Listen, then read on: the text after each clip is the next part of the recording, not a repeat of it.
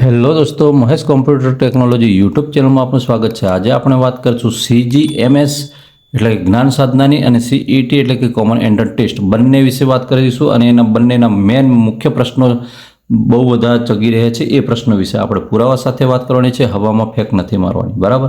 તો અહીંયા આપણે એવું કહેવા માંગે છે કે શું મને રક્ષા શક્તિમાં એડમિશન મળી જશે એવું કહે છે, બરાબર। CGMS વાળા છે એટલે કે આમને સ્કોલરશિપ એન્ડ આમને કેવું હોય છે કે આ વિદ્યાર્થીઓ જો પાસ કરે તો પછી એને આ આદર્શ નિવાસી શાળા છે એની અંદર એડમિશન મળી શકતું હોય છે, બરાબર।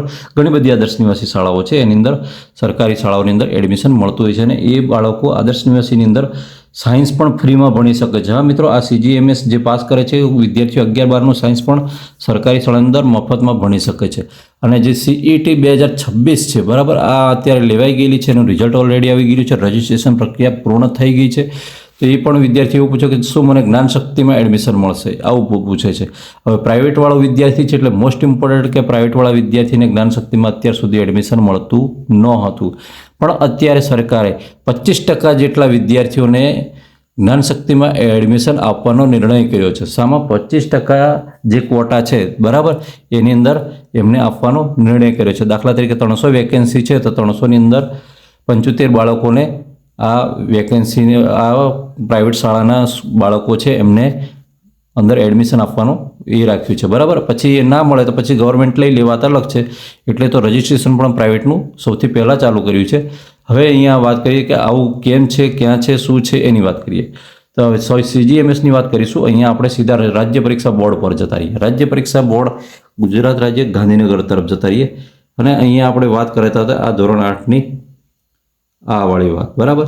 એટલે કે ધોરણ 8 સુધીનો સળંગ અભ્યાસ પૂર્ણ કરેલો હોય તેવા વિદ્યાર્થીઓ આ કઈ પરીક્ષા આપી શકે છે તો અને આ સ્કોલરશિપ કેટલા વિદ્યાર્થીઓને મળશે CGMS વાળી તો 25,000 જેટલા વિદ્યાર્થીઓને મળશે। કેટલા? 25,000 જેટલા મેરિટમાં આવશે એટલાને, અને પછી નહીં મળે તો પછી એ સિવાય બીજો કયો ઓપ્શન તો તે વિદ્યાર્થીઓ છે આદર્શ નિવાસી શાળામાં જઈ શકે છે અને એની અંદર ભણી શકે છે, બરાબર। તો એ વિદ્યાર્થીઓને આદર્શ નિવાસી શાળામાં જાય છે તો કેટલા વિદ્યાર્થીઓ છે તો એ અમુક મેરિટ નીકળશે એટલા વિદ્યાર્થીઓ એની અંદર 9મા ધોરણમાં મળશે। પણ પછી અહીં એમ કે છે કે આ વિદ્યાર્થીઓ છે એ